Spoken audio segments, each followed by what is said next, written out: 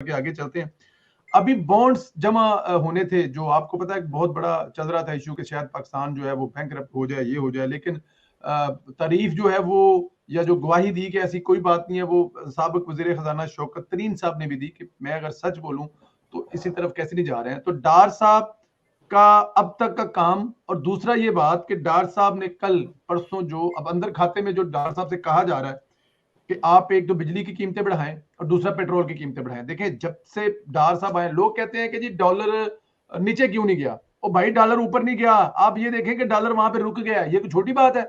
इन हालातों में डॉलर तो 300 पे पहुंचना था, टारगेट तो 300-350 का डॉलर का था, लेकिन डॉलर तो वहां पे रुका हुआ है। ये बात आपको पॉजिटिव नहीं लेते। और फिर दूसरा, जी पेट्रोल घटा नहीं, और भाई पेट्रोल कम नहीं हुआ तो पेट्रोल बढ़ा भी नहीं है, ये इस पे क्यों नहीं शुक्र अदा करते आप।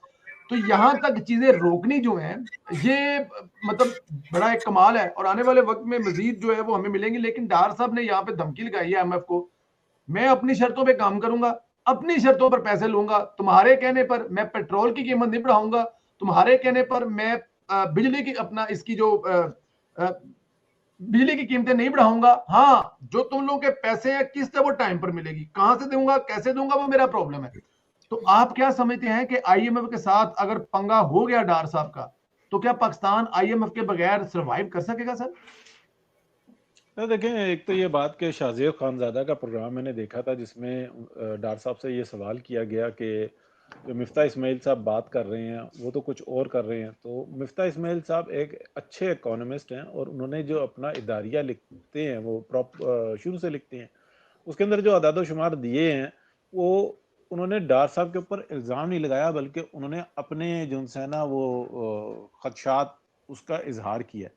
तो वो शाहजेब खानजादा की एक प्रोफेशनल ऐसी एक बात है कि वो असल बात निकालने के लिए सवाल को इस तरीके से फ्रेम किया। एक बात तो उसमें डार साहब का रिएक्शन बिल्कुल ठीक था, और मिफ्ता इस्माइल साहब ने जो अपने अदाद शुमार दिए हैं वो भी बिल्कुल ठीक है, मैं दोनों से इख्तिलाफ नहीं करता। और मैंने जो अभी थोड़ी देर पहले जो बात कही थी, शायद मेरी अदायगी में फ़र्क है, डार साहब परेशान है, इस बात से परेशान है कि वो जो माइंस लगाई गई थी ना इकोनॉमी को डिस्टर्ब करने के लिए और पाकिस्तान को डिफॉल्ट करने के लिए, और पिछले 4 साल की मेहनत और उससे पहले 3 साल की मेहनत, ये 7 साल की मेहनत है जो इस वक्त में डार साहब फेस कर रहे हैं। एक बात, दूसरी बात ये देखें, डार साहब इस इकोनॉमी को सेटल किस तरीके से करेंगे, वो इस तरीके से करेंगे, या कोई भी जी शऊर आदमी वो क्या करेगा कि इंतहाई जो ज़रूरी चीज़ें हैं वो करेगा, यानी कि जो किस्तें देनी है वो देगा, और इसके अलावा जितना एक्स्ट्रा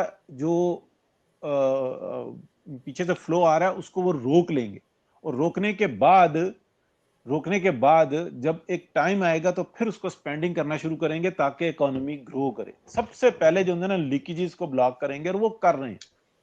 डॉलर उन्होंने ऊपर नहीं जाने दिया, या किसी हद तक जा रहा है तो बड़ी मतलब स्ट्रेंथ में है।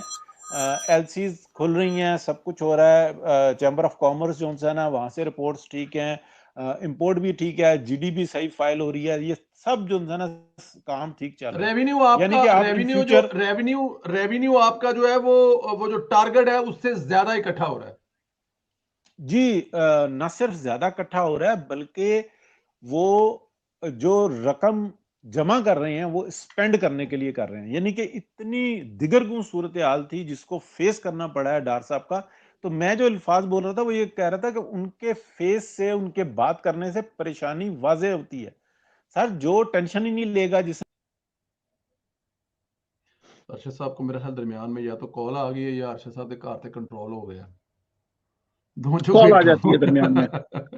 जी इसको कॉल आगे आ रही बढ़ा है लेते हैं, इसको जी आगे बढ़ा लेते हैं सर। जी ये याद रखिएगा कि इकोनॉमी एक आदमी का खेल नहीं है, ठीक है। ये इकोनॉमी जो होती है ये एक आदमी के सर पर इसका सारा डाल देना, ठीक है, उसकी जिम्मेदारी जरूर है, मगर उसके नीचे मिनिस्ट्री है, फिर उसके आगे सारी उसकी ब्रांचेस हैं। और आज के जमाने में तो डेमोक्रेसी का मतलब ही इकोनॉमी है ना। डेमोक्रेसी का इसके अलावा और क्या माना आप निकालेंगे कि आपके पास रोटी वाफर है, इसलिए आपके पास, आपके दिमाग में आइडियाज आ रहे हैं क्वालिटी ऑफ लाइफ आगे करने के। अगर आपके पास रोटी नहीं है, भूख है, तो आप क्या क्वालिटी ऑफ लाइफ आगे ले जाएंगे। तो लिहाजा इकोनॉमी का सारा वजन एक या दो आदमियों के ऊपर डाल देना और अपनी जिम्मेदारी से पीछे हट जाना नहीं। यहां पर ये जिम्मेदारी सर, बिल्कुल मैं बता दूं, सच बता दूं कि ये जिम्मेदारी असल में वर्दी वालों की है। अच्छा हाँ जी सर, इस मुल्क पर किसका कंट्रोल है? इस मुल्क के ऊपर किसकी मर्जी से आदमी अपॉइंट होता है? इस मुल्क में किसकी मर्जी से मुकदमे खुलते हैं और बंद होते हैं? तो लिहाजा ये कहना कि ये जो मुफ्ता इस्माइल साहब हैं मोहतरम और मोहतरम इसहाक डार साहब हैं, ये लोग रिस्पॉन्सिबल हैं, सर क्या बातें कर रहे हैं? इकोनॉमी का जिसको समझ नहीं है, इकोनॉमी के बारे में चीखें जो थी, इमरान खान का अपना आदमी मार रहा था, वो शब्बर जैदी। जी जी जी जी जी जी। तो फिर आप फरक सलीम, तो फिर फरुख सलीम साहब थे, और वो तो चलो मीडिया में इकोनॉमिस्ट हैं सर। 2000 के करीब ऐसे लोग हैं पाकिस्तान में, 2000 के करीब, जिन्होंने पिछले 70 साल में किसी न किसी खाते में मुल्क के इकोनॉमी के सिस्टम में काम किया हुआ है। सर वो लोग ये बातें चीख रहे थे कि ये सारी जो डायरेक्शन है ये आगे जा करके फटेगी। हम कह रहे थे कि अगर आप एक सिस्टम को, मोमेंटम को तोड़ देते हैं, तो उसके मोमेंटम को दोबारा उठाने के लिए फिर आपको पीछे जाना पड़ता है दौड़ के, है ना? तो पीछे कहां जाएंगे? जमाने में आप पीछे नहीं जा सकते। आप पीछे जाएंगे तो फिर और पीछे रह जाएंगे। समझाने की बात यह है कि इस मुल्क की इकोनॉमी के ऊपर भी जिनका एक बिला वास्ता, जैसे इनडायरेक्टली जिनका कंट्रोल है, वो भी ये यूनिफॉर्म्ड हमारी सर्विसेज के लोग हैं। देखें आप इनकी बिजनेस एम्पायर को डॉक्टर आयशा सदीका की किताब के जिमन में पढ़ें जी। चले क्या दें जी कि 50% इंफॉर्मेशन एग्जैजरेशन थी, 50% में पढ़ें। फिर उसके बाद डॉन अखबार का आर्टिकल है, ये मैं नहीं कह रहा, मैं कोई इल्जाम नहीं लगा रहा, डॉन अखबार की एक आर्टिकल है आज से पूरे 1 महीने पहले, जिसमें उन्होंने मिलिट्री के अकाउंट्स में जो एम्बेजलमेंट्स हैं उसकी तफसील लिखी हुई है। तो अब ये मैं ये भी नहीं कह रहा कि सिर्फ एक वर्दी वाले की या वर्दी की है, नहीं, ये इस वक्त डेमोक्रेसी का जो बातनी मफहूम है ना, वो यही है कि आप क्वालिटी ऑफ लाइफ को इकोनॉमी की बुनियाद पर बेहतर करते हैं। डेवलपमेंटल इकोनॉमिक्स होती हैं। मैं अगर इसमें अदाद शुमार में जाऊंगा तो गुफ्तगू बहुत बोरिंग हो जाती है, मैं हमेशा इससे परहेज करता हूं।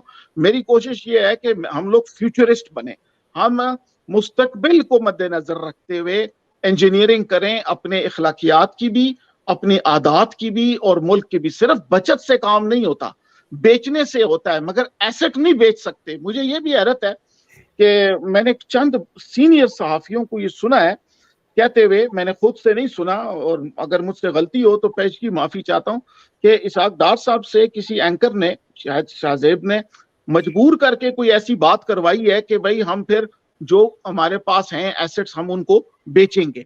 अब लाजमी बात है एसेट्स इकोनॉमिकल होते हैं, पाकिस्तान के डिफेंस के एसेट्स तो इकोनॉमिकल इशू नहीं है ना सर, उनको कैसे बेचेंगे? वो तो नहीं बेच सकते। मगर ये बात इस डायरेक्शन में ले जाने की कोशिश की है। मैं अपने सुनने वालों को, देखने वालों को, आपके तवज्जुह से और सबको ये बात ज़हन नशीन करा दूं कि इकोनॉमी एक आदमी की जिम्मेदारी नहीं है, एक खानदान की जिम्मेदारी नहीं है, ये उनकी जिम्मेदारी है जिनका ज्यादा बड़ा हिस्सा है इस मुल्क की कंट्रोलिंग मैकेनिज्म में, बस।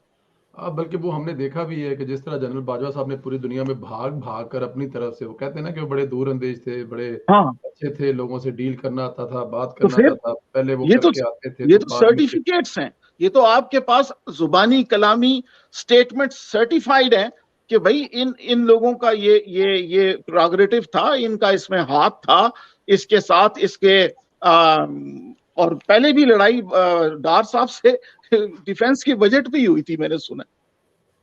लड़ाई तो उनकी है ही और कोई नहीं, हमारी तो इंडिया की लड़ाई जो है वो अपना लाहौर, ये BRB नार तक पहुंच गए हमारा जो कॉलोनी है, और उससे आगे इंडिया आ जाता है तो अगली इंडिया से लड़ाई भी हमारा फेज 10 और फेज 11-12 की होनी है। जो आने वाले दिनों में जो हालात दुनिया के बन रहे हैं, बीमारियों के हवाले से, इकोनॉमी के हवाले से, देखिए सिंपल सी बात है कि क्या हुआ, एक फैसलों के ऊपर बड़ा नजर रखनी है कि श्रीलंका में, ये सुन लीजिए बड़े गौर से, इसमें एक तरबियती नुक्ता है और तरबियती नुक्ता ही असल हमारा मकसद है प्रोग्राम का, क्योंकि हम लोग सोशल मीडिया की जंग हार चुके हैं, हम सिर्फ अब गुफ्तार के गाजी हैं।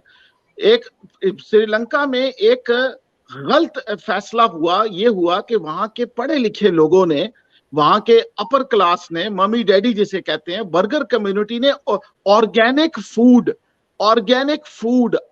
फूड को इंटरनेट पे पढ़ के तो उन्होंने पूरी श्रीलंका के अंदर खाद को, जो रेगुलर खाद थी जिससे फसल उगता था, उसकी इंपोर्ट बंद करवा दी। अच्छा, जब इंपोर्ट बंद करवाई तो ऑर्गेनिक की तो आपको पता है उसकी कीमत बहुत होती है। अच्छा, जब ऑर्गेनिक आई तो वो एक थोड़ी महंगाई आई, पीछे से कोविड आ गया। अच्छा, जब जैसे ही महंगाई आई आगे से और साथ ही कोविड आ गया तो उनकी प्रोडक्शन बंद हो गई जी। जब प्रोडक्शन उनकी बंद हुई तो सर कौम ने फिर डिफॉल्ट ही करना है ना। पाकिस्तान मियां साहब के बाद से जमाने में भी डिफॉल्ट में गया था, मगर एक्सपोर्ट नहीं बंद हुए थे जी। दुनिया खरीद रही थी चीजें, तो वो अल्लाह ताला ने आसान किया था। अब इस वक्त हमारे पास सैलाब है, ये इसहाक डार का कसूर नहीं है। उनको कोई इस तरह की बात, मैं उनको डिफेंड नहीं कर रहा, मैं सिर्फ जिम्मेदारी का तयन जो दुरुस्त सिमत है उसमें ले जाने की कोशिश कर रहा हूं। बिल्कुल ठीक, लेकिन